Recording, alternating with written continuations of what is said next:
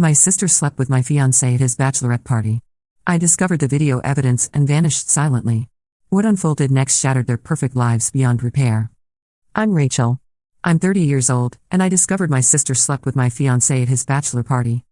Before I tell you how that soul-crushing discovery led to the systematic annihilation of their perfect lives, let me paint you a picture of what my world looked like just 1 month before the wedding I'd spent 2 years planning. On the surface, my life was the American dream. I had a solid career as a financial analyst, a job requiring steady hands and sharp minds, qualities that defined me. I owned a modest but comfortable house in a decent suburban neighborhood. And I had Ethan, the man I was about to promise my life to. Ethan was magnetic. That's the only word for him. He had a laugh that could command a room and a smile that made you feel like the most important person in it. We'd been together 6 years, since meeting at a friend's barbecue where we talked for hours by the fire pit. Our life together felt scripted: marriage, a golden retriever, 2.5 kids, and growing old on a porch swing. I wasn't just content with that script, I craved it. But every bright picture casts a shadow, and the shadow looming over my life was my younger sister Jessica. If I was the steady, reliable Earth, Jessica was the blazing sun everyone orbited. She was the golden child, wearing that title with effortless, infuriating swagger. Charming, beautiful, skating through life on a winning smile and confidence that bordered on arrogance. While I built my life brick by painstaking brick, Jessica seemed to find fully formed castles waiting for her. My parents were her most devoted worshippers, seeing her flash as brilliance and my quiet competence as just quiet. The wedding preparations were a storm of activity. My life became a blur of cake tastings, seating charts, and tense conversations about floral arrangements. Ethan's best man, Marcus, was at the center of planning the bachelor party. Marcus was Ethan's college friend, the opposite of sunshine. He was a firecracker, loud and intense, someone who thrived on drama. He took charge of the bachelor party with worrying enthusiasm, promising Ethan one final night of glorious chaos.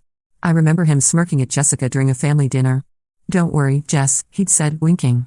"I'll make sure your big sister's man has a night he'll never forget." I should have seen it, the way he said it, the look in his eye. But I was a woman in love, blinded by the bright future just weeks away. I trusted them. That was my fundamental mistake. The night of the party, I enjoyed the rare silence of the house. The next day, Wednesday, I left work an hour early. As I pulled into my driveway, I saw it, a small, elegant box sitting on my doorstep. Wrapped in plain brown paper, addressed simply to Rachel. The return address was a generic print shop in the next town over. Taped to the top was a small gift tag, "From your friends at work. Congrats." It felt off. My colleagues had already given me a gift card at the office party, but I brushed it off. I took the package inside and placed it on the kitchen counter, going through my usual routine, sorted mail, drank water, but the box seemed to stare at me. Finally, I grabbed a knife, slit the tape, and opened it. Inside, nestled in black tissue paper, was a single flash drive. Taped to its plastic casing was a folded piece of paper. My fingers felt numb as I unfolded it. 4 words printed in neat, impersonal block letters: "Thought you should see this." Cold dread settled in my stomach. This wasn't a gift. It was a weapon. My hands shook as I walked to my home office. I sat down, heart hammering against my ribs like a trapped bird. I plugged the drive into my laptop.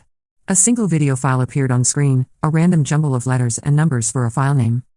I stared at it for a full minute, war raging inside me. Part of me screamed to throw it away, to preserve my ignorance. But the bigger part, the analyst, the observer, needed to see the truth. I double-clicked. My world didn't just end. It was unmade, disassembled piece by piece in the flickering light of the screen. The video was shaky, filmed on a phone in a loud, crowded bar. I could hear Marcus's high-pitched laughter behind the camera, egging them on. Then I saw them. My fiancé, Ethan, his hair messy, his face flushed with alcohol and excitement. And my sister, Jessica, her arms snaked around his waist, pulling him tight. They were laughing, shouting over the music, and then she leaned in and kissed him. It wasn't a drunken peck. It was deep, consuming, full of desperate, ugly hunger. The camera zoomed in, capturing every damning detail. The video continued, showing more betrayal that burned itself onto my eyelids. The roaring sound of the bar faded, replaced by roaring in my own ears. I didn't shout. I didn't throw my laptop against the wall. I just sat there, my body turning to ice as the woman I was, the happy, trusting, future-facing Rachel, bled out on my office floor. The grief was a physical blow. The rage was a white-hot nova. Then it was all gone. The storm passed, leaving profound, terrifying, powerful silence. Cold clarity settled over me. I ejected the flash drive, its plastic warm against my cold skin. It felt like plutonium, small but capable of immense destruction. I opened my laptop, created a new encrypted folder named Simply Consequence, and copied the video file. The plan hadn't fully formed yet, but I knew its purpose. They had built their world on my trust, my stability, my quiet love. They had used my heart as their playground. Well, recess was over. I was about to teach them the meaning of consequence. Before you can understand the cold precision of my next moves, you need to understand 30 years of kindling that fed this fire. My reaction wasn't just about infidelity, it was about a lifetime of being the supporting actress in someone else's movie. I was 10 years old when I wanted a top-of-the-line telescope for my birthday. I'd spent months reading astronomy books, drawing star charts, dreaming of seeing Saturn's rings. I dropped hints for weeks. My parents smiled and nodded. On my birthday morning, I tore open my present. It was a telescope, yes, but cheap plastic from a department store. Thanks, I mumbled, hiding my disappointment. It's great. My dad clapped my shoulder. That's my practical girl. No need for fancy bells and whistles. A month later, Jessica's birthday arrived. She was 2 years younger but had always acted like the elder. She decided she wanted to be a rock star, banging on a tennis racket for a week. My parents bought her a brand new electric guitar and powerful amplifier that shook the house, costing 3 times my telescope. My dad beamed as Jessica made horrible screeching noises. That's my daughter, the artist. You have to nurture that kind of passion. I sat in my room that night with my flimsy telescope, unable to even find the moon clearly, listening to the cacophony downstairs. I learned a fundamental lesson: my quiet passions were hobbies. Her fleeting whims were art. This dynamic only worsened as we aged. Fast forward to college graduation. I worked tables for 4 years, minimizing student loans, graduating magna cum laude in finance. My graduation dinner was at a chain restaurant. My father raised a beer glass. To Rachel, he said pleasantly but without excitement. Always a hard worker. We're proud of you. Now let's not be late, everyone needs to be sharp for Jessica's big day this weekend. Jessica's graduation ceremony the following weekend, she'd scrape by with C average in business marketing, was treated like a national holiday. Private room at the city's best restaurant, balloons, endless toasts. The centerpiece was parked outside, a gleaming cherry red convertible with a massive bow. Jessica didn't look surprised. She just grinned, slapped the roof, and said, "About time." My dad's arm went around Jessica's shoulders, his voice booming for the restaurant to hear. This is my daughter, the dealmaker. She's got killer instinct. She's going to take the world by storm. I stood to the side, sipping flat champagne, the feeling of invisibility almost physical. It wasn't the car, it was the flagrant disparity. Her potential was an investment. My achievements were checklist items, the professional world proved no different. Years into my career, I identified a niche opportunity in sustainable energy futures, developing a comprehensive investment strategy. It was innovative, well-researched, and I was immensely proud. I made the colossal mistake of sharing it with my dad over Sunday barbecue. He seemed genuinely impressed. Wow, Rachel. This is really smart stuff. The following weekend, my dad made an announcement at family dinner. Everyone, exciting news.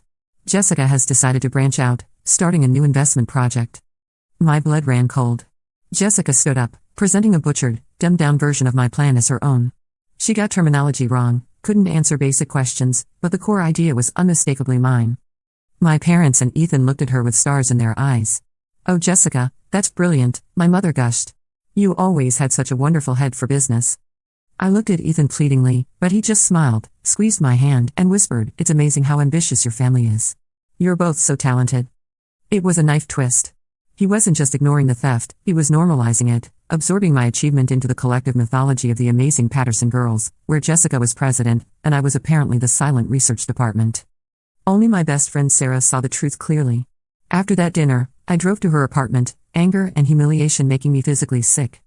She took one look at my face and knew. "Let me guess," she said, handing me a beer. "Jessica just invented something amazing that sounded vaguely familiar." I nodded, unable to speak. "Rachel, you have to stop giving them your gold," she said firmly. "They don't value it. They just melt it down to make another trophy for her shelf. They don't deserve your brilliance." She was right, but they were my family. How do you just stop? There was one other person who understood, my grandfather. He was a carpenter, a man of few words but profound wisdom. Before he passed when I was 25, he gave me advice more valuable than inheritance. In the hospital room, he'd waved my parents and restless Jessica out, wanting to speak alone. His hand, rough from a lifetime shaping wood, gripped mine with surprising strength. "Rachel," he rasped, eyes clear and sharp. "Your father's a good man with a good heart, but with value, he's blind. He sees flash, not substance. You have my eye for this stuff. You see the grain of the wood." He paused, taking a rattling breath. "Look after them. They're family. But listen to me now, look after yourself first. Don't ever let them make you feel small. Don't you dare let them forget what you're worth. I tried honoring both parts of his wish. I did look after them in ways they couldn't comprehend. I took the small inheritance he left and grew it. When my parents asked me to review their retirement savings, I didn't just look, I took over, silently turning their puddle into a small lake, becoming their financial guardian angel without seeking credit because it kept the peace. As I sat in my car at that desolate rest stop hours from home, the damning video looping in my memory, all these ghosts returned. The cheap telescope, the stolen idea, my grandfather's dying words. This wasn't just about Ethan sleeping with Jessica. This was about them collectively taking my life's work, my quiet dedication, my very worth, and treating it like nothing. The pain was physical weight in my chest, but something else was there too, strange lightness. The burden of being the good daughter, the peacekeeper, had lifted. They'd finally pushed too far, reminding me of my grandfather's second command, look after yourself first. I picked up my burner phone, scrolled past family names, each a monument to the past I was leaving, and found Sarah's name. She answered immediately. Hey, good? It's over, I said, my voice belonging to a stranger. All of it? Where are you? She asked, her voice a steady anchor. Driving. Don't know where yet, but I'm gone. Okay, she said calmly. Just be safe. Call when you land. We'll figure out the rest. I hung up, pulled out my real phone, turned it off, and snapped the SIM card in half. The tiny crunch was satisfying. The escape was real, and the war had begun. The first 24 hours were a masterclass in controlled demolition. I holed up in a generic motel, buying a new burner phone and cheap laptop with cash. Sleep was impossible. Instead, I sat in buzzing fluorescent light, fueled by bitter coffee and clarifying rage. My first objective, dismantle the wedding. It was the public face of our shared life, the symbol of the future they desecrated. It had to burn first. I accessed our cloud drive containing the wedding spreadsheet and began making calls. The venue coordinator, Brenda, answered cheerfully. Good morning, this is Rachel Patterson. I'm calling about the Patterson-Williams wedding scheduled for next month. Oh, Miss Patterson. We're so excited. There's been a change of plans, Brenda. We need to cancel. Silence, thick with confusion. Cancel? But we're past the deadline for full refunds. Everything is fine, I lied smoothly. Unforeseen circumstances. I understand the deposit is non-refundable, but the secondary deposit should be refundable with penalty. Please process that to the following account. I gave her details for a new, untraceable account I'd opened that morning. She stammered, apologized, agreed. One call down, the first domino tipped. Next, photographer, caterer, band, florist. The bakery call was almost comical. You want to cancel the Eternal Love cake? The baker asked, personally offended. That's right, I said. Eternal Love is officially dead. With each call, I felt pieces of my old life being surgically removed. Hollow and painful, but with each amputation came strange empowerment. I was no longer victim of their story, I was the editor, cutting characters who no longer served the plot. By mid-afternoon, shockwaves hit home. My burner phone, number given only to Sarah, started buzzing. Text from Sarah, Category 5 meltdown here. Ethan called 5 times hysterical. Jessica left rambling voicemail. Your parents called my parents. They're telling everyone you had a nervous breakdown. A bitter laugh escaped. Nervous breakdown, so perfectly them, framing my departure as weakness rather than consequence of their actions. Let them. Truth had a way of clearing things up. Time to deploy the truth. I composed a new email. Subject line, this is why I'm gone. To my friends, I know many are worried or heard rumors. I didn't have a breakdown, I had a revelation. I'm sorry you have to see this, but you deserve truth. Below the text, I attached the video file. No further explanation necessary, the video spoke for itself. I sent it to 5 carefully selected mutual friends, decent, loyal, and discreetly influential people. It was a digital time bomb, and I just set the timer. Hours later, Sarah sent confirmation, a screenshot from the wedding party group chat. A concerned bridesmaid asked Marcus what happened at the party. Marcus's reply was masterful feigned innocence, OMG guys, it was awful. Ethan got so drunk, just threw himself at Jessica. I tried to pull him away but he was completely out of control. I feel terrible for Rachel. My heart is broken for her. But Sarah sent a second screenshot from a trusted groomsman who'd seen a DM on Marcus's phone from Jessica the night after the party.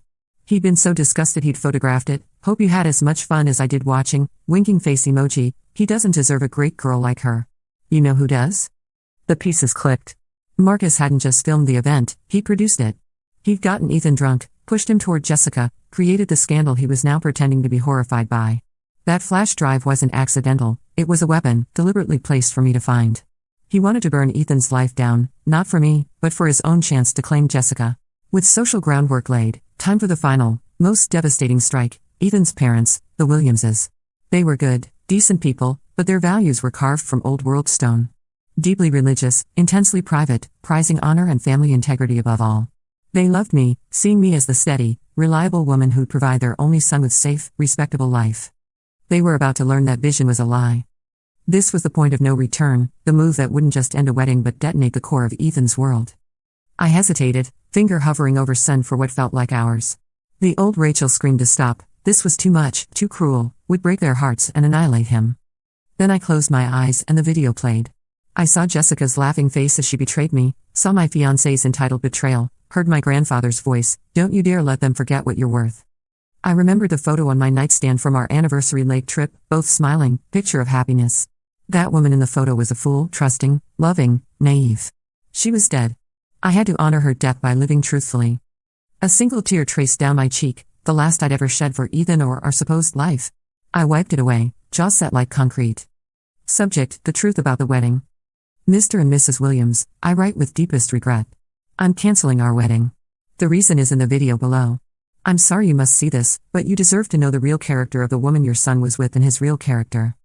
I included the video link and attached a copy of our recent couples counseling intake form showing we've been working on communication, a subtle but clear message about the effort I'd put into our relationship. I took a deep breath and clicked send. The gentle whoosh was the loudest sound I'd ever heard, the sound of a bridge being dynamited, a carefully constructed world turning to ash. The storm was fully unleashed. I had no idea what wreckage would look like, but knew I wouldn't be buried under it. Days that followed were disciplined silence on my part. From my sterile motel room, I watched the digital storm with Sarah as my weatherman, her texts my only connection to the incinerated life. The Williamses have gone dark. Ethan's calling nonstop, they won't answer. He went to their house, they wouldn't open the door. That's scarier than yelling. Your parents are in damage control mode. Your dad's telling everyone you're unstable. Jessica tried floating the idea the video was deepfake. Didn't work, too many people were there. But I wasn't just hiding, watching fires burn. That would be passive. The old Rachel was passive. The new Rachel was a builder. While their world imploded, I was laying foundations for my new one. I called my boss, CEO Mr. Davis, formidable man in his 60s, sharp as steel with built-in aversion to bullshit. He valued loyalty and results. I'd always given both. "Rachel," he answered crisply. "My assistant said you were taking personal time. Trust everything's in order?" "Significant family emergency, sir. The wedding's been called off. I'll need 2 weeks to manage fallout, but I want to assure you my work won't suffer. I've prepared contingency plans for the quarterly review." "I'm sorry to hear that. A broken engagement is terrible. Take the time you need. Your work's always been first rate. If the company can assist, don't hesitate." This was my opening. "Actually, sir, this situation has forced personal asset restructuring. It's illuminated where my real strengths lie, far beyond my current job description." "Is that so?" Interest colored his voice. "Intriguing. When you're back on your feet, let's have lunch. I'd be interested in your thoughts." Adrenaline shot through me, the feeling of control. I wasn't just reacting to the past, I was building a future they couldn't touch. But the past reached for me. My phone buzzed with an email alert from my credit monitoring service, new credit inquiry alert. Someone had tried to run a credit check using my social security number. The inquiry location, my home city. Jessica, of course. She probably convinced someone she was me, trying to track my financial activity. She was hunting me. I was packed and gone in 3 minutes, heart pounding as I called Sarah. "She's trying to find me. I need to disappear completely." "I have a place," Sarah said instantly. "My family's old cabin in the Berkshire Hills of Massachusetts. Primitive, no cell service, barely functional Wi-Fi. No one's been there in years. I'll text coordinates." The drive north was tense hours, every car in my mirror feeling like threat. The cabin was salvation, fortress of solitude deep in woods, smelling of pine and old memories. For 2 days, I breathed. Silence was absolute except for wind through tall trees. I felt safe. That safety shattered on day 3, crunch of tires on gravel. I froze, grabbed the iron poker from beside the cold fireplace, flattened against the wall by the door. Car door slammed. Familiar voice called, "Rachel, it's me, Tom. Sarah told me where you were." She was worried. Tom, a cousin, family Switzerland, always neutral. I cautiously opened the door. He stood there, face masked with genuine concern. "I can't believe it," he said, stepping inside. "What they did is unforgivable. The whole family's in chaos." For an hour, he played his part perfectly. "Let me talk," listened, nodded appropriately, validated my anger and pain. He made me feel like I had an ally, a bridge back to normalcy. Then he made his move, leaning forward with serious negotiation expression. Listen, Rachel. I talked to your dad. He's broken. Your mom hasn't stopped crying. They're devastated. He paused. What Jessica and Ethan did was monstrous, no excuse. But you going scorched earth, airing family dirty laundry for the world. It's destroying the family reputation. Your grandparents' name. People are talking. It's public embarrassment. I stared, hand tightening on the poker. Embarrassment echoed in the quiet cabin. What we need, he continued conspiratorially, is to contain this. Handle it in-house. You need to come home. We'll have a big family meeting. Jessica will apologize on her knees if necessary. You and Ethan can figure that out. But key is presenting united front to the world. Shut down gossip for the family's good. For the family's good. Not mine. Not justice. For image. To save face. To avoid social standing inconvenience. He wasn't an ally, he was a PR agent dispatched by my father to convince me to bury my integrity for their comfort. One more person telling me my profound pain was secondary to their social standing. The last fragile thread connecting me to that family snapped. My resolve, tempered by hope, was now quenched in ice, hardening into something sharp and unbreakable. You should go, Tom, I said, voice eerily calm. Rachel, just think about it. I cut him off. A cold, bright idea flashed. And you're right. The meeting is a great idea. You can tell my father I'll be there. I have things I'd like to discuss face to face. Relief washed over his face, he thought he'd won. Fantastic. That's the right move. He left practically beaming, convinced of diplomatic victory. He had no idea what he'd accomplished. He hadn't brought the prodigal daughter home, he delivered the enemy an invitation to their execution. The living room of my childhood home felt like a tragedy stage set. Air thick with unspoken accusations and cloying scent of my mother's potpourri. I hadn't set foot here in what felt like eternity, yet nothing had changed. Same family portrait smiling dishonest smiles, same grandfather clock ticking toward judgment it couldn't foresee. They were all there, jury of my tormentors. My father in his throne-like leather armchair, face masked with stern disappointment. My mother perched on sofa edge, picture of grieving matriarch, tissue clutched in hand. Ethan sat beside her, pale and diminished, ghost of the vibrant man I planned to marry. Jessica paced like a caged panther, swagger gone, replaced by raw, twitchy desperation. Cousin Tom stood by the fireplace, pleased with himself, self-appointed peacemaker. I walked to the empty armchair facing my father, reserved for guests, and sat down. I placed a slim black leather portfolio on the coffee table between us. Silence stretched, heavy and suffocating. My father appointed himself spokesman. Rachel, thank you for finally seeing reason. This public spectacle has gone on long enough. You've caused this family great pain and embarrassment. I met his gaze, expression unreadable. Embarrassment? That's what you think my pain is, an inconvenience? What your sister did was a mistake, my mother interjected, voice rising with indignation. Foolish, drunken mistake. But families forgive. You don't tear a family apart over one mistake. Ethan took his cue, launching into clearly rehearsed sob story. Rachel, I'm so sorry. I wasn't myself that night. Marcus kept handing me drinks, and Jessica. It just happened. But I love you. I've always loved you. We can get past this. Jessica finally stopped pacing, running hands through perfectly messy hair. She looked at me with desperate plea, but no genuine remorse, only primal fear of consequence. I messed up, Rach. Okay? Messed up bad. I was an idiot. I'll do anything to make it right. Just tell me what to do. I let their symphony of excuses fade into clock ticking. I surveyed their faces one by one. They didn't see me, they saw a problem to manage, rogue variable disrupting their comfortable equation. I leaned forward slowly, opened the portfolio. I'm not here to discuss the video, I said. Shock rippled through the room, this wasn't the confrontation they'd prepared for. We all know what's on it. I'm here to talk business. Family business. I slid a thick, professionally bound document across the polished table, stopping directly in front of my father. Do you recognize this? He picked it up, brow furrowing as he read the cover page. The Patterson Family Trust. What is this? That, I said, voice cold and hard as granite, is the legal entity I established 5 years ago.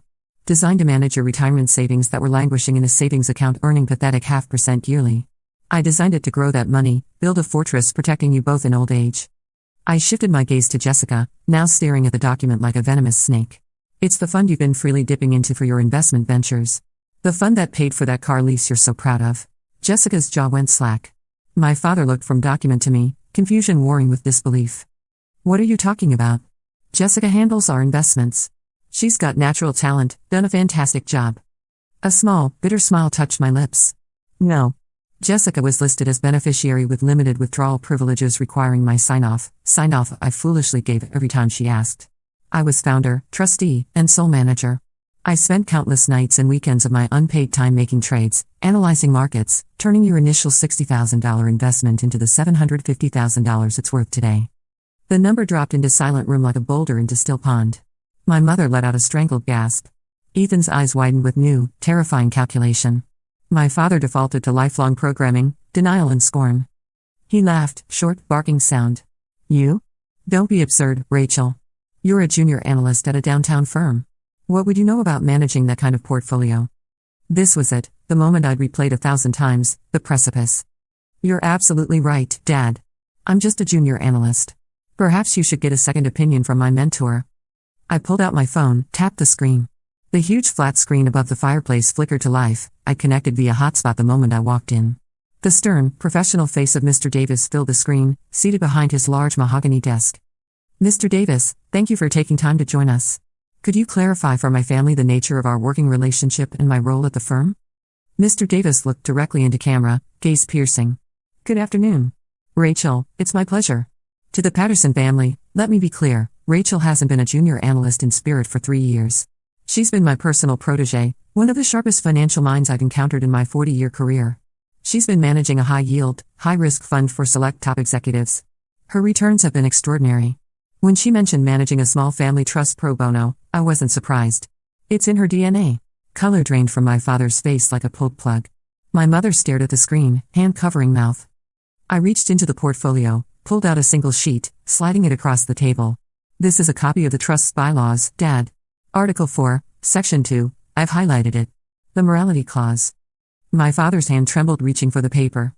I recited from memory, voice a death knell, the trust and all assets therein shall be immediately and irrevocably dissolved, with all assets reverting to sole and exclusive ownership of the founder, Rachel Patterson, in the event that any immediate family member or their betrothed engages in gross moral turpitude including but not limited to infidelity, criminal activity, or any act bringing public shame upon the family name.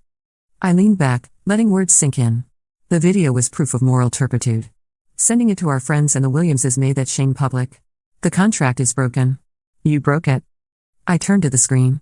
So Mr. Davis, as discussed this morning, have dissolution papers been filed?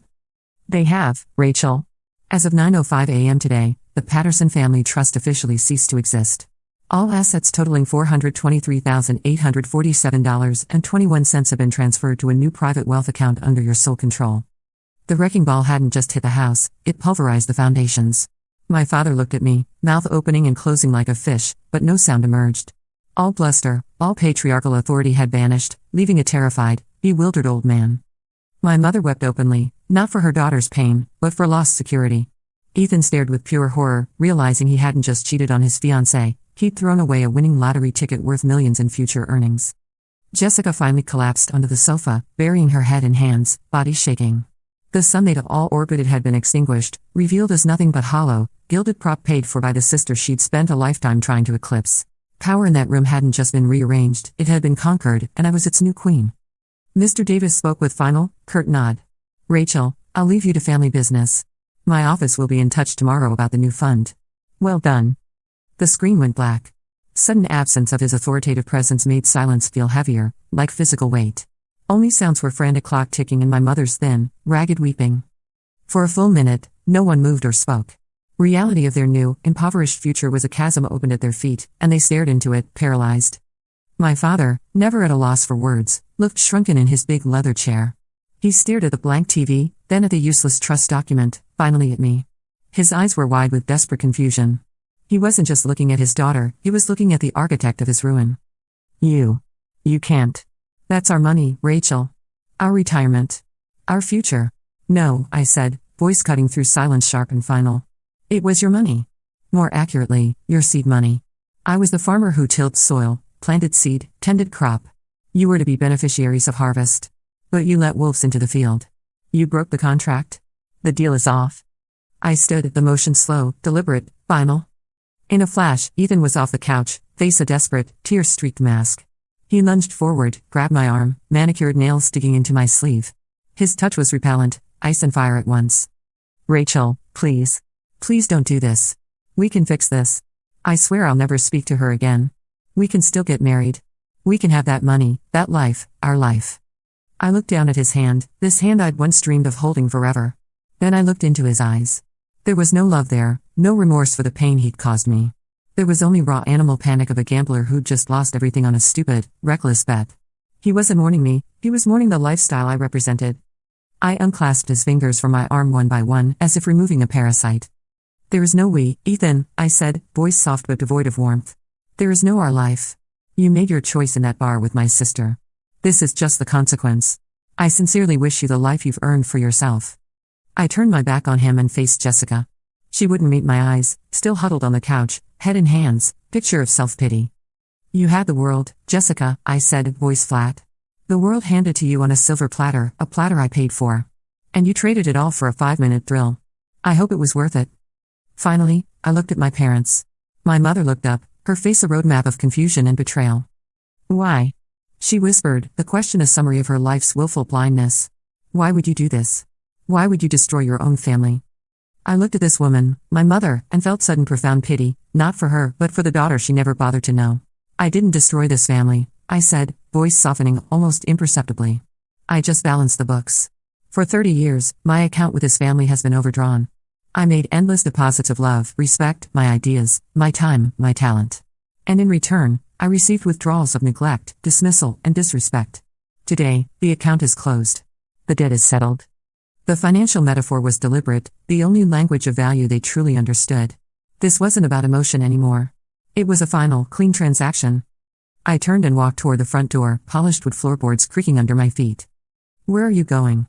My father called out, voice raspy with defeat. I paused at the threshold, hand on cool brass doorknob, but didn't turn around. I didn't want the last image of them to be their broken faces.